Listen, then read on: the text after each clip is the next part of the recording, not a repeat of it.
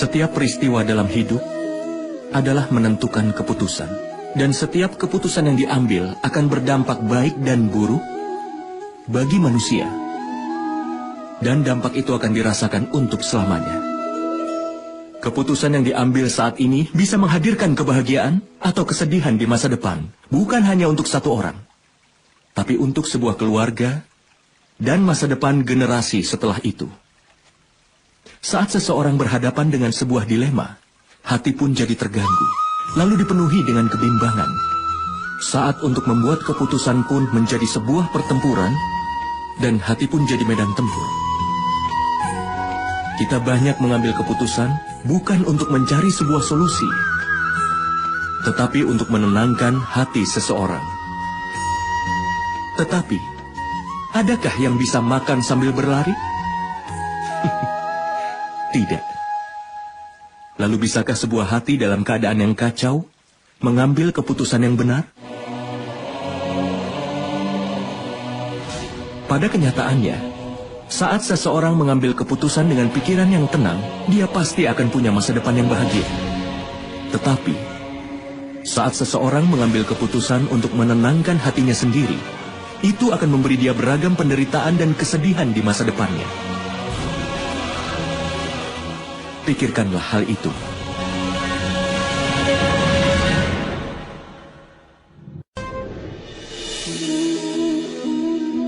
Rasa takut selalu berasal dari dalam hati manusia itu sendiri. Terkadang, ketakutan akan kehilangan kekayaan. Terkadang ketakutan dipermalukan. Terkadang takut terpisah dari mereka yang kau sayangi. Karena itulah, ketakutan saat ini sepertinya normal untuk semua orang. Pernahkah kau pikirkan itu? Apakah keadaan atau hal-hal yang menjadi penyebab rasa takut adalah juga akar dari kedukaan? Tidak. Tidak ada hal yang seperti itu. Dan pengalaman semua orang menunjukkan bahwa memiliki rasa takut tidak menyelesaikan masalah di masa depan. Rasa takut hanyalah imajinasi dari kedukaan yang akan datang. Itu tidak ada hubungannya dengan hal apapun juga. Meski sudah mengetahui rasa takut tidak lain hanyalah sebuah imajinasi, apa sulit untuk lepas darinya dan hidup di dunia ini tanpa rasa takut? Coba kau pikirkan itu.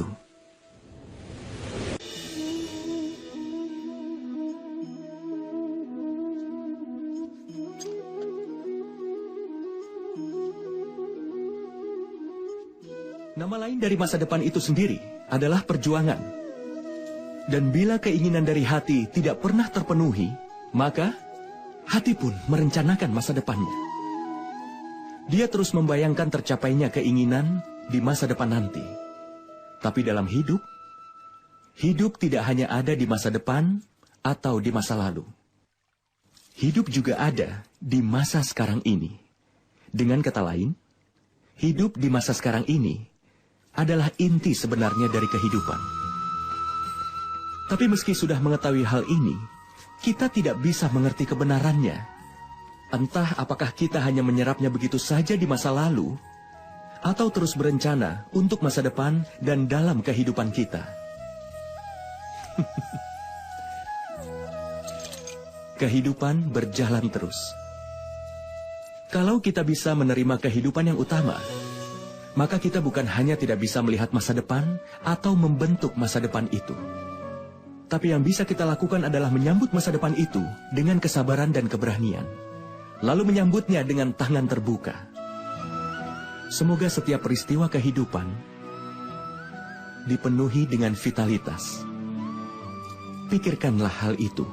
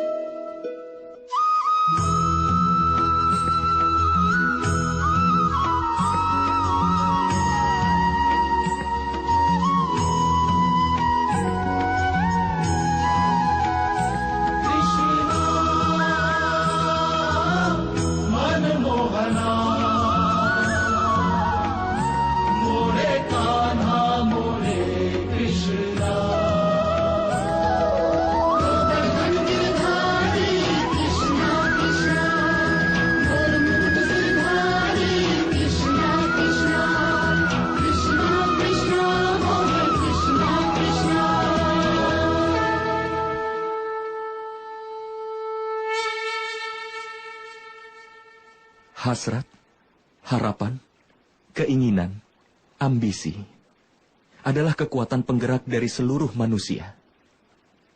Benar kan? Kalau seseorang menanyakan identitasmu, lalu kemudian, seperti apakah jawabanmu? Pikirkanlah itu.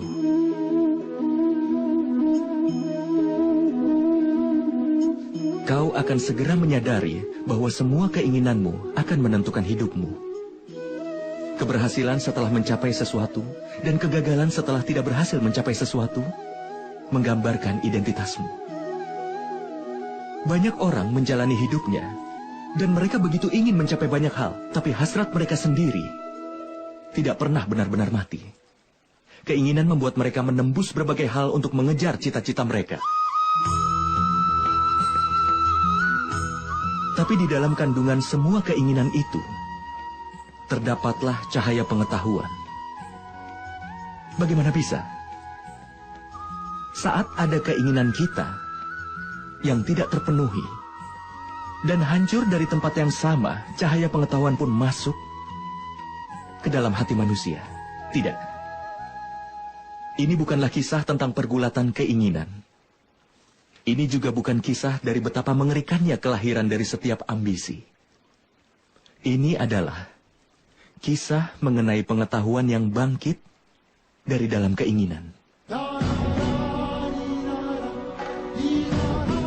Aku, Basudewa Krishna, mengundang kalian semua untuk bergabung dalam perjalanan ini yang akan mengajarkan padamu arti dari kehidupan.